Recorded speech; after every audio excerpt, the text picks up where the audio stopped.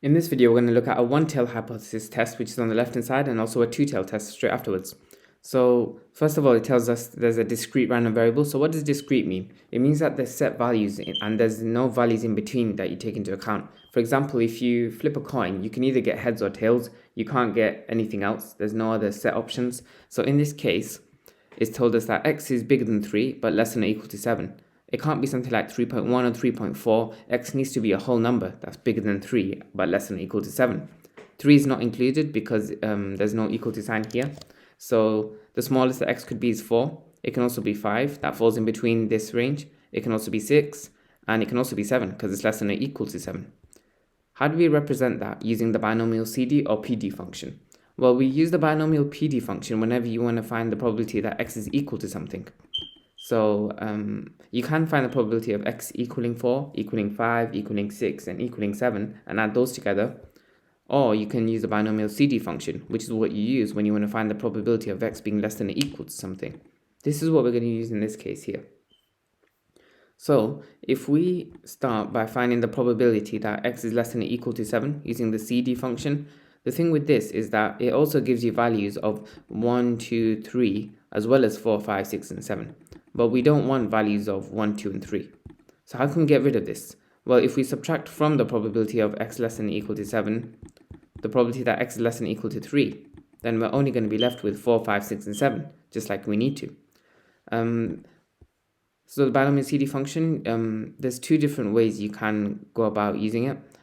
It really depends on your calculator. So I'm just going to write out quickly just the different ways.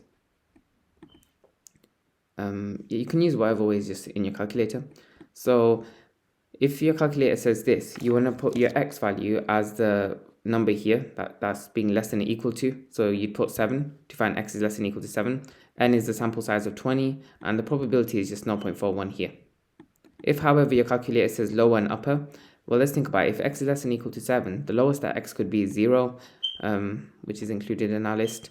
The highest that x could be is 7.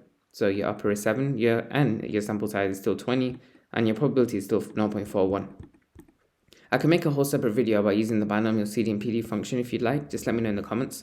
But after substituting that into your calculator, you'll get that using the CD function, x less than or equal to 7 is equal to 0.38044, and we take away from that 0.01278, and that's equal to 0.368, which is the answer to this question.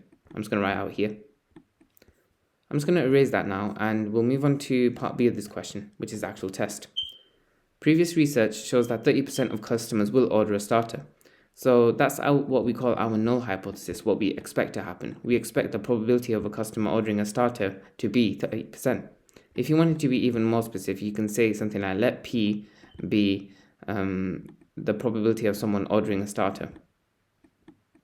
I'll just quickly write that out. Sorry, I know my handwriting's not the best. Hopefully you guys can read it. Now, H1, the alternative hypothesis, is what we're testing for. So we look for somewhere in the question that gives us a hint to what we're testing for. So it's told us an experiment that's been performed, and we're testing if the proportion of customers has decreased. We're testing if the probability is less than 0.3. How do we do this? Well, in our case, we say,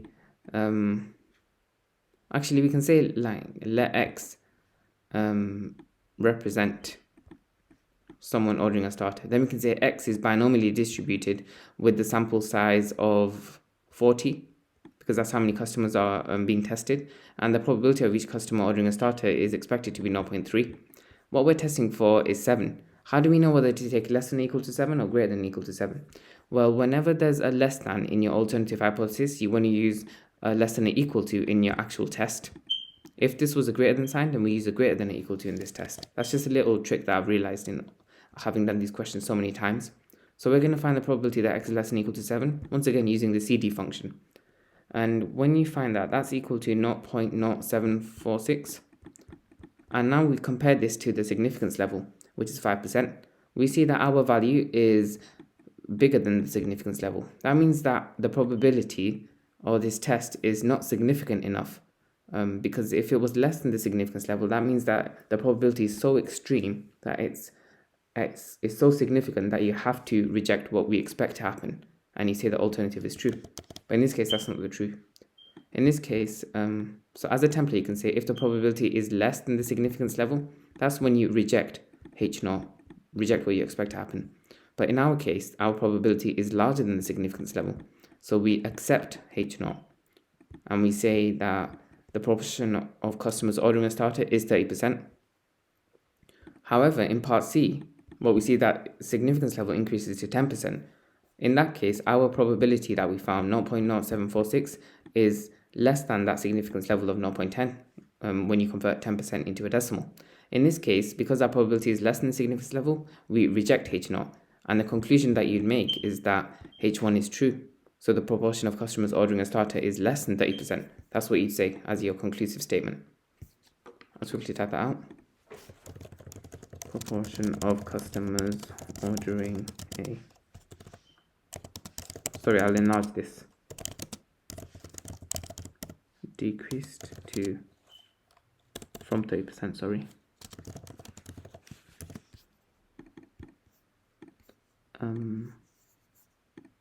Yeah, great. That's what you'd say for option C.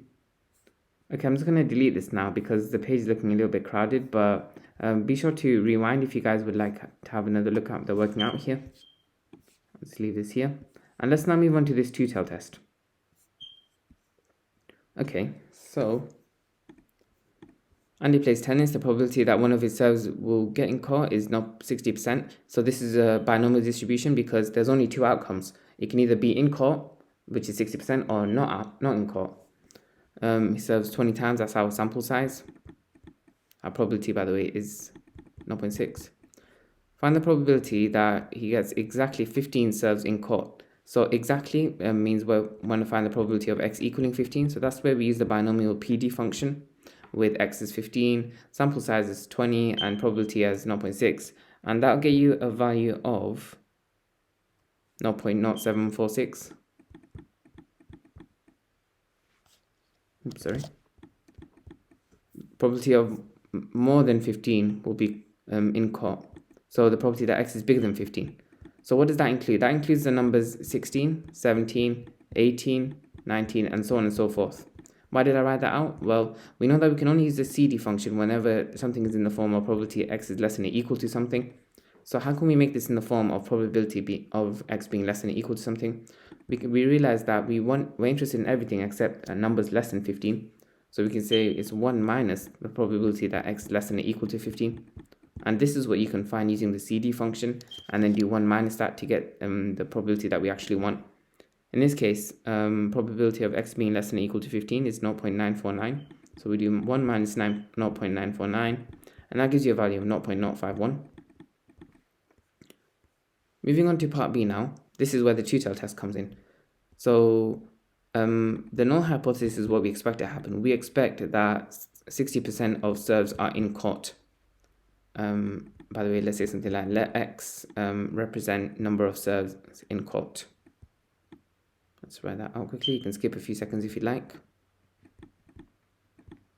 Serves in court. The alternative hypothesis, which is what we're testing for, so Andy's coach thinks that the probability has changed.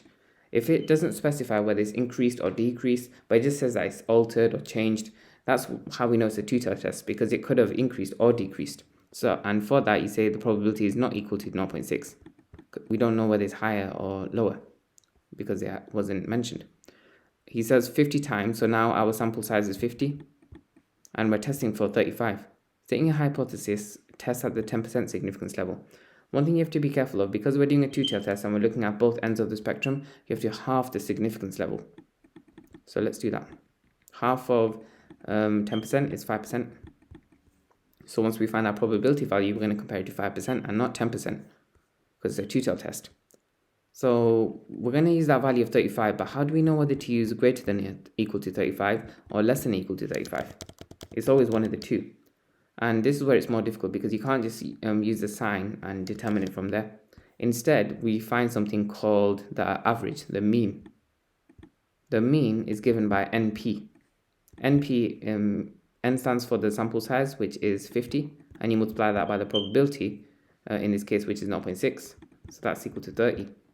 That tells you that half of the data is above 30 and half of the data is below the mean, 30. So it doesn't make sense to choose less than or equal to 35 because that will include more than half of the data. We're testing closer to, our testing value should be close to 0.05, the significance level. This will be bigger than 0.5 itself, so it doesn't make sense. That's how we know whether to choose greater than or equal to 35 or not. You find the mean and you sort of choose what makes sense depending on the scenario. To find greater than or equal to 35, that includes 35, 36, so on and so forth. So it includes everything except that which is less than 34. So we say it's 1 minus probability of x being less than or equal to 34. Once again, we have to put in this less than or equal to format in order to use the binomial CD function. When you use the CD function, this probability actually ends up equaling 0.904498, so on and so forth. I did it before on the calculator, so I didn't do it in my head. And that gives you a value of 0.095501. You have to be very careful here because if you compare that to the 10% significance level, you'd see that it's less than 0.1. However, because we have to halve the significance level, what we'll see is that it's actually bigger than the halved significance level, 0.05. And I mentioned before that when the probability is bigger than the significance level, that means it's not significant enough to change our expected hypothesis. So we accept H0. And you can make the statement that the probability of getting a serve in court hasn't changed. It's remained at 60%.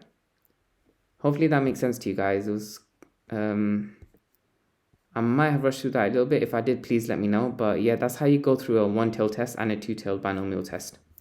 Be sure to like the video if it helped and subscribe. I'll post more content like this very soon.